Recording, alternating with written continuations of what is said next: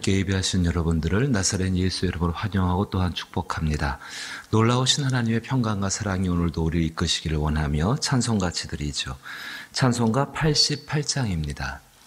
88장 내 진정 사모하는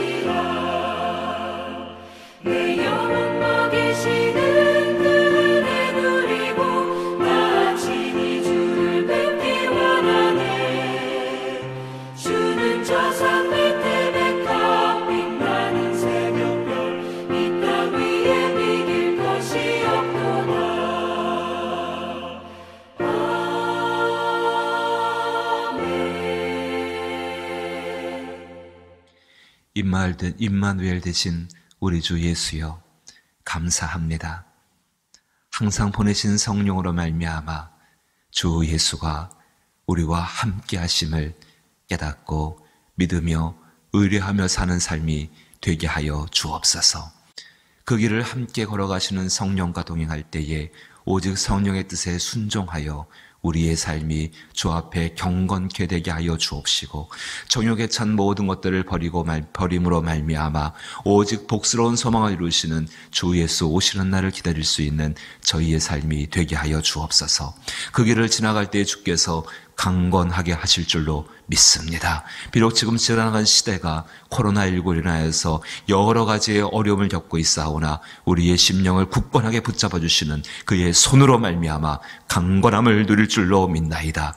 이 은혜를 받은 사람들이 연약한 자들을 돕게 하여 주옵시고 그들을 위해 기도하게 하여 주옵시며 그들을 위해 우리의 것을 내놓을 수 있는 복된 삶으로 이끌어 주옵소서. 한날의 삶도 오직 하나님을 찬양하는 삶으로 이끌어 주시게 되기를 소망하오며 예수님 이름으로 기도하옵나이다. 아멘. 오늘 함께 대하실 말씀은 사무엘상 31장 11절로부터 13절 3절 말씀입니다. 구약성경 462면에 해당하고 사무엘상 31장 11절로부터 13절 말씀을 같이 한 절씩 번갈아 읽고 마지막 절 같이 읽죠. 제가 먼저 11절 읽습니다. 길르한 야베스 주민들이 블레셋 사람들이 사울에게 행한 일을 듣고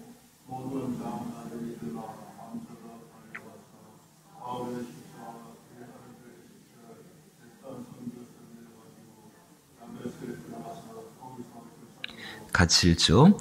그의 뼈를 가져다가 야베스 에셀나무 아래에 장사하고 7일 동안 금식하였더라.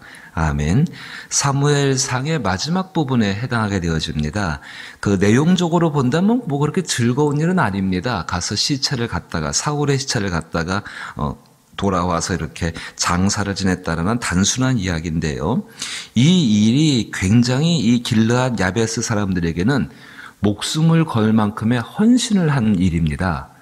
내용만 당장 보셔도 그 내용 보시면 10절 말씀 보면은 블레셋 사람들이 사울을 죽여서 10절에 그의 갑옷은 아스다롯의 집에 두고 그의 시체는 벽산 성벽에 못 박았다 이야기합니다. 벳산 성벽. 그 벳산 성벽, 벳산이라는 도시가 어디에 있냐면은요. 이스라엘 땅에 있는 게 아니라 블레셋 땅에 있습니다. 블레셋 땅에서 교통의 요충지로 인하여 가지고 지금 말하면 개성 정도에 해당할까요?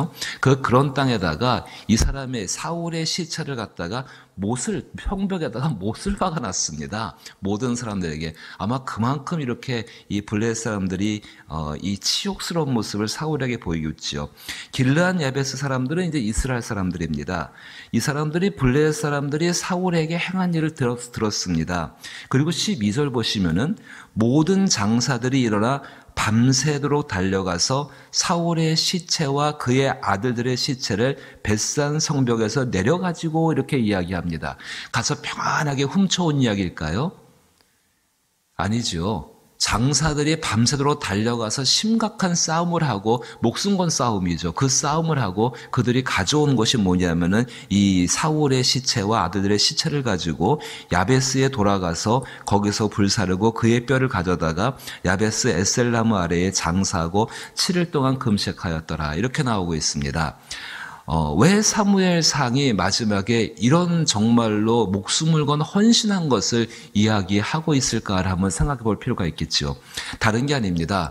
헌신하는 삶, 특별히 받은 은혜에 대해서 그 은혜를 보답하기 위해서 사는 삶, 그렇게 받은 은혜를 갚기 위한 그 헌신 가운데에는 하나님이 반드시 복을 주시고 하나님께서 그것 가운데 보상하여 주시는 것을 지금 마지막 부분 가운데 이야기를 하고 있습니다. 왜 야베스 사람들이 이 일을 했을까? 사무엘상 11장 1절부터 11절 말씀 보시면 이런 일이 있었습니다. 여러분 댁에서 한번 아침에 한번 같이 읽어볼까요? 한번 찾아보시죠. 사무엘상 11장 1절부터 11절 말씀 보시면은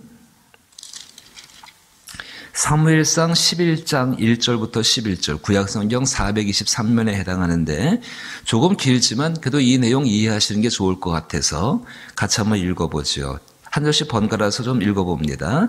암몬 사람 나하스가 올라와서 길르앗 야베스에 맞서 진침해 야베스 모든 사람들이 나하스에게 이르되 우리와 언약하자 그리하면 우리가 너희를 섬기리라 하니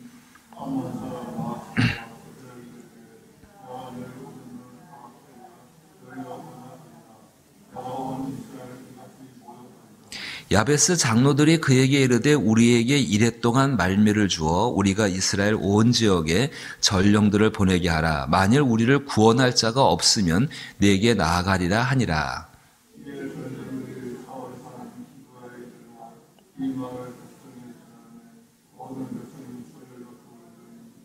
마침 사울이 밭에서 소를 몰고 오다가 이르되 백성이 무슨 일로 우느냐 하니 그들이 야베스 사람의 말을 전하니라.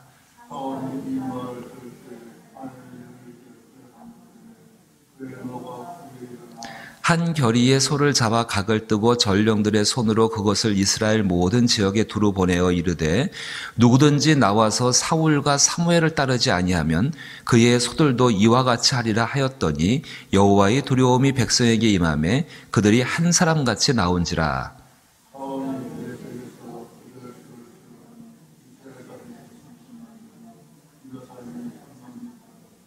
무리가 와 있는 전령들에게 이르되 너희는 길르앗 야베스 사람에게 이같이 이르기를 내가 내일 해가 더울 때에 너희가 구원을 받으리라 하라.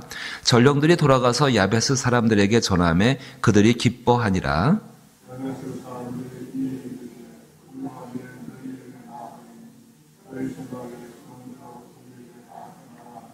이튿날 사울이 백성을 3대로 나누고 새벽에 적진 한가운데로 들어가서 날이 더울 때까지 암몬 사람들을 치매 남은 자가 다 흩어져서 둘도 함께 한 자가 없었더라.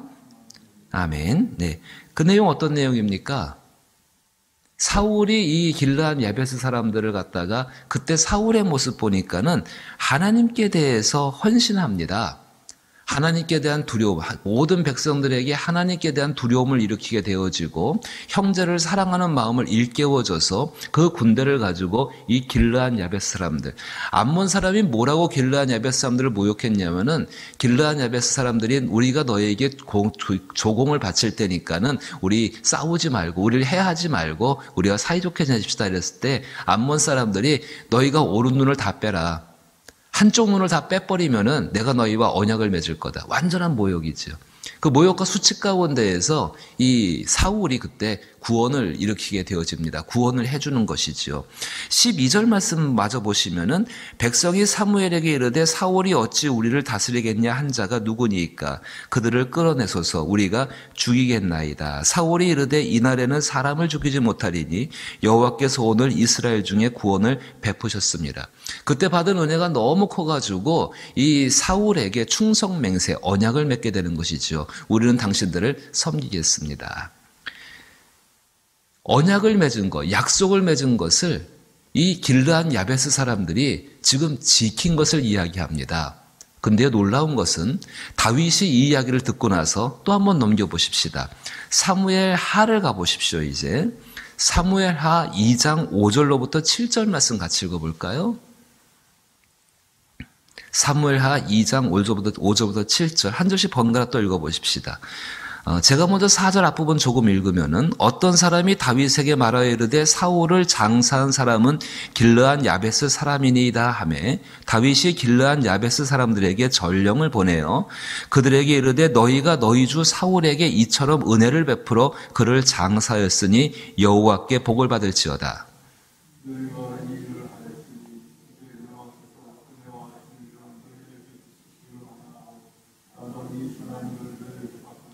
같이 읽죠. 이제 너희는 손을 강하게 하고 담대히 할지어다. 너희 주 사울이 죽었고 유다 족속에 내게 기름을 부어 그들의 왕으로 삼았음이라 하니라. 아멘. 하나님께 복을 받기를 원한다면 이 지금 읽은 본문들을 잘 기억하십시오. 오늘의 행동이 내일에 영향을 미치게 되어지고 오늘의 한 행동을 하나님은 반드시 살펴보시고 그 행동이 하나님의 뜻 가운데 맞으면은 하나님 반드시 복을 베푸시고 복되게 하십니다. 길르앗 야베스 사람들 사울에게 충성한 사람이어서 또다시 다른 정치적으로 본다면은 다윗에게는 원수가 되는 사람들입니다. 다윗의 나라에 들어갈 수가 없는 사람입니다. 근데 다윗은 지금 하나님께 통치를 받고 있죠. 하나님 나라에 속한 사람입니다. 이 다윗이 사울에게 속한 사람들을 이 길르앗 야베스 사람들의 이 헌신된 모습 받은 은혜를 갚고자 하는 그 일에 헌신한 이 사람들에게 자신의 나라 가운데에 들어오도록 허락을 하고 있는 본문이 바로 사무엘하 2장의 말씀입니다. 이렇게 다시 한번 제가 읽어보면은 너희가 이 일을 하였으니 이제 여호와께서 은혜와 진리로 너희에게 베푸시기를 원하고 나도 이 선한 일을 너희에게 갚으리니 이제 너희는 손을 강하게 하고 담대히 할지어다. 너희 주 사울이 죽었고 또 유다 족속에 내게 기름을 부어 그들의 왕으로 삼았으려 하니라. 이제 다윗의 나라, 다윗의 통치 가운데에 이 길르앗 야베스 사람들을 초청하고 받아들이고 있다는 것입니다. 다시 돌아옵니다. 사무엘상 31장 11절로부터 13절 이 헌신이 왜 그렇게 중요한가? 이들이 정말로 사울과 맺었던 그 언약을 잊지 않았다는 것입니다. 아마도 10수년 전에 맺었던 그 약속이었는데 그 약속을 잊지 않고 사울에게 보답을 하고 다윗, 하나님의 영의 통치를 받는 이 다윗은 이 길르앗 야베스 사람들이 자기에게 속한 사람이 아니라 할지라도 그 한 행위가 너무 귀하고 너무 아름다워서 자기의 나라에 편입시키고 있고 하나님의 은혜와 진리가 함께할 것이라고 분명히 약속을 하고 있고 다윗도 그것을 갚겠다라고 약속을 하고 있는 것입니다. 무엇을 의미할까요? 다윗의 나라에 속한다는 것, 결국 이것은 다윗의 나라는 하나님 나라의 모형입니다. 그 나라는 신의가 지켜지는 나라지요. 그 나라 가운데에 지금 길르앗 야베스 사람들을 초대하고 있는 것처럼 우리는 우리 주 예수 그리스도로 말미암아서 그 하나님 나라에 초대되어진 사람이라는 것입니다. 이사야 26장 2절과 3절 말씀 가운데에서 너희는 문들을 열고 신의가 지켜지는 의로운 나라가 들어오게 하라라고 이야기합니다. 신의가 지켜지는 의로운 나라가 들어오게 하라. 우리의 문을 열어주신 분이 누구일까요? 그리스도 예수십니다. 그 신의 나라, 그 신의 나라가 우리 가운데 들어올 수 있도록 허락하신 분이시고 지금 우리는 그 예수로 말미암아서 우리 안에 신의의 나라가 들어와져 있습니다. 신의의 나라라는 것이 어떻게 만들어질까? 그 안에 사는 사람들은 어떤 삶을 살까? 하나님과 맺은 약속, 생명의 약속을 끝까지 지켜나가는 사람이 신의의 사람일 것입니다. 세상 가운데도 그렇습니다. 세상 가운데 한번 맺은 약속들이 있습니다. 부부라는 관계가 굉장히 소중한 관계고 정말로 생명 같은 관계지요. 그 부부의 관계가 뭐로 시작했습니까? 한 남자와 한 여자의 약속으로 시작됐습니다. 그 약속을 죽을 때까지 지켜나가는 것이 부부의 관계를 지키는 핵심입니다. 그 관계가, 그 약속들이 지켜나갈 때에 그 가운데에서 다른 사람들이 누리지 못하는 정말 남편과 아내만이 누릴 수 있는 복된 것을 누리는 것, 바로 그것이 신의의 세계입니다. 약속을 지켜나간다는 것, 상황이 바뀌고 조건이 바뀌고 자기에게 유리할 때만 약속을 지키는 것이 아니라 분리해주고 어려울 때도 기억하여서 이 약속들을 지켜나가는 것, 처음과 끝에 모든 마음, 그 처음이나 끝에 가서까지도 그 약속을 지키기 위해서 그렇게 사는 사람들. 근데 사랑하는 성도 여러분, 그것을 하나님은 의롭다고 여기십니다. 그 약속을 지키는 삶에 대해서. 그런데 누가 그 약속을 처음부터 끝까지 완벽하게 지켜낼 수가 있겠습니까? 그럴 수는 없습니다.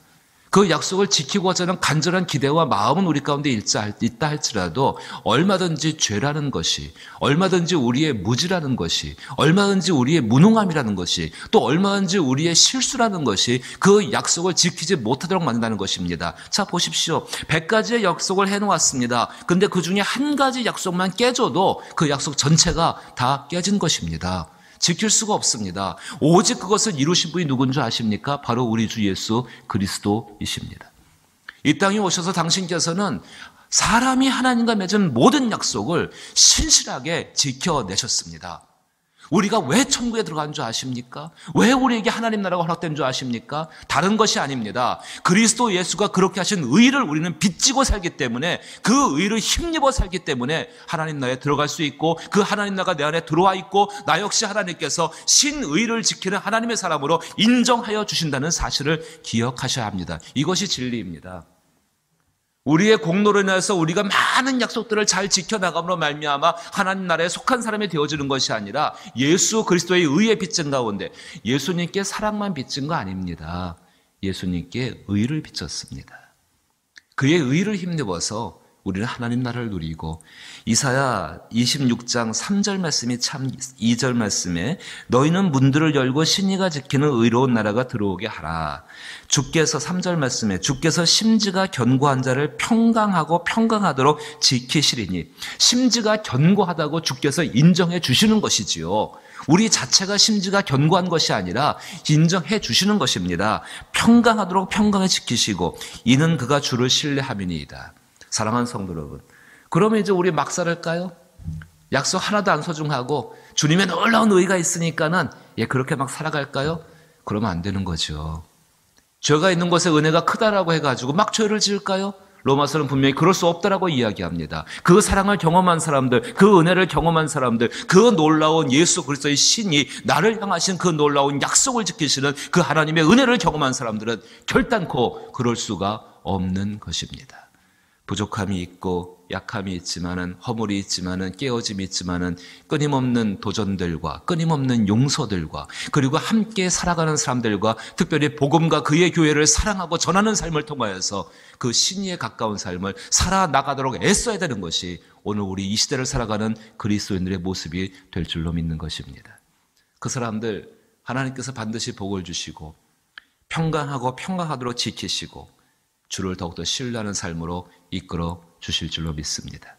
우리의 근본적인 모습을 돌아보십시오. 과연 우리는 받은 은혜에 대해서 어떻게 보답을 하고 있는 삶을 살고 있는가? 하나님께 받은 한없는 은혜가 있습니다. 그 은혜를 어떻게 보답하고 있는가? 과연 나의 마음은 그 은혜를 보답하고자 하는 마음을 가지고 있는가? 가지고 있다면 얼마큼의 크기를 갖고 있는가? 하나님 우리에게 돈이 없고 건강이 없고 그런 거 안 따지지 않습니까? 우리 안에 있는 마음이 어떠한가? 정말 그 마음이 있으면은 하나님 기회를 주시고 물질을 주시고 지혜를 주시고 삶의 여러 것들을 허락하셔서 그 보답을 하게 하시는 분인 줄로 믿습니다. 말씀을 보셨습니다. 이 말씀을 보시면서 과연 나는 하나님 앞에 신의를 얼마나 지키고 받은 은혜에 대해서 어떻게 보답하는 삶을 사는가를 돌아볼 수 있는 귀한 여러분 될 수 있기를 주님의 이름으로 축복합니다. 주기도문으로 예배 마칩니다. 하늘에 계신 우리 아버지여, 이름이 거룩히 여김을 받으시오며 나라의 마옵시며 뜻이 하늘에서 이룬 것 같이 땅에서도 이루어지이다. 오늘날 우리에게 일용할 양식을 주옵시고 우리가 우리에게 죄 지은 자를 사하여 준 것 같이 우리 죄를 사하여 주옵시고 우리를 시험에 들게 하지 마옵시고 다만 악에서 구하옵소서. 대개 나라와 권세와 영광이 아버지께 영원히 있사옵나이다. 아멘.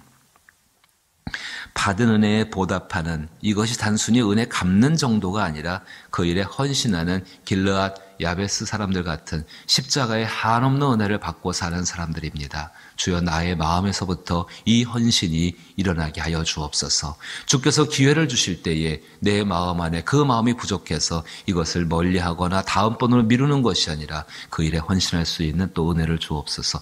우리 자녀들에게 말입니다. 받은 은혜를 보답하는 삶을 가르쳐 나가셔야 합니다.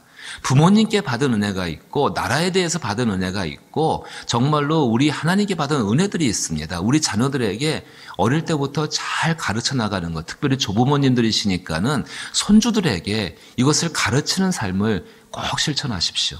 그때 하나님이 이 우리 자녀들의 삶을 복되고 복된 삶으로 인도해 가실 줄로 믿습니다. 나라를 위해 기도하시고 전염병의 확산세가 심상치 않지요. 위해서 기도해 주시고 우리만의 안전이 아니라 다른 이 안전을 위해서도 기도해 주시기를 부탁을 드리고 또 특별히 구원받을 사람들, 병든 사람들, 환우들 또 우리의 어려운 가운데 있는 사람들을 위해서 기도해 주시기를 부탁을 드리고 특별히 우리 수험생들을 위해서 기도해 주시기를 원합니다. 참 어려운 때인데 우리 사랑하는 학생들 오직 하나님의 은혜와 능력 가운데에서 또 주님을 경험하는 가운데에서 이 일을 잘 감당해달라고 또 기도하시길 원합니다. 함께 기도하십시다.